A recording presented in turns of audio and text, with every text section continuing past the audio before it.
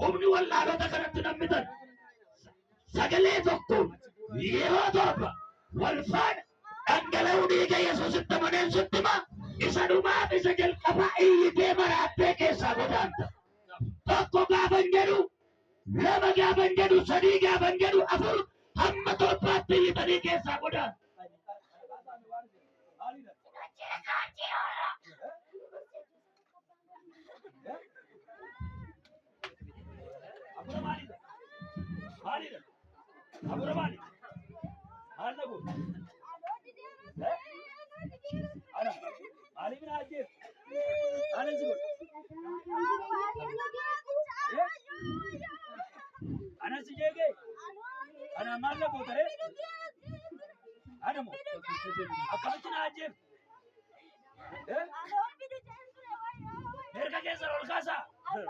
Billaana fuura qulqulluu sirratti waan luqqifameef wallaalaa kana immoo maal gochuu barbaadu?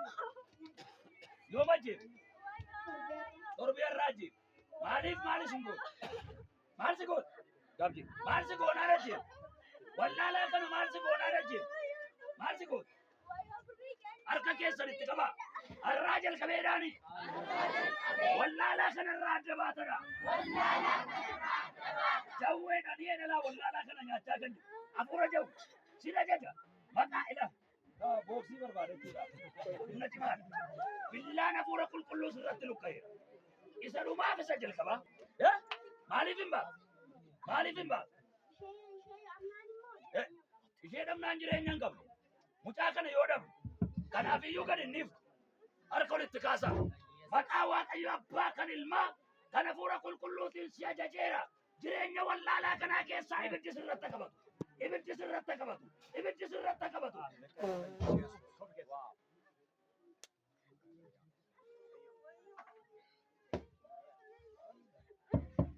Galateeffadhaa fi Waaqayyo.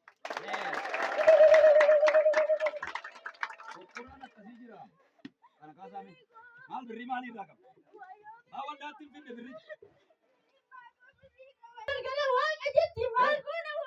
Amma maal sii wayyare? Arraa jalqabee.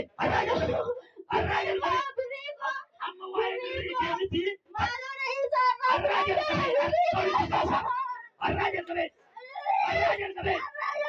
Irraan gargarbaa. Qabameeraaye. Isa dhumaa isa jalqabaa yeroo tokko himaraan duudha baannee godhanitti qabeessa. Fayyadama Yesuusin. Deema tumaan.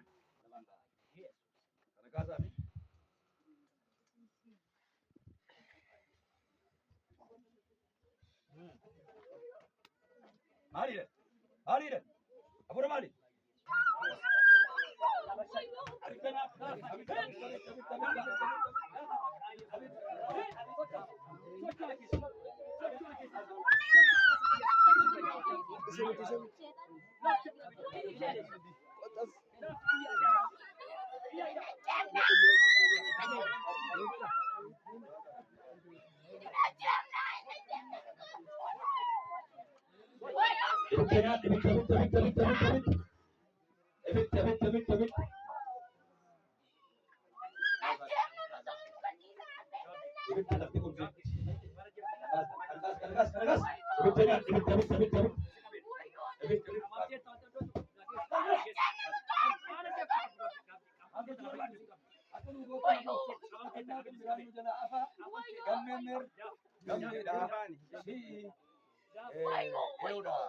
Namatti nu dabal maaliif yeroo kanannaan nu jalaa nyaata nama baay'ee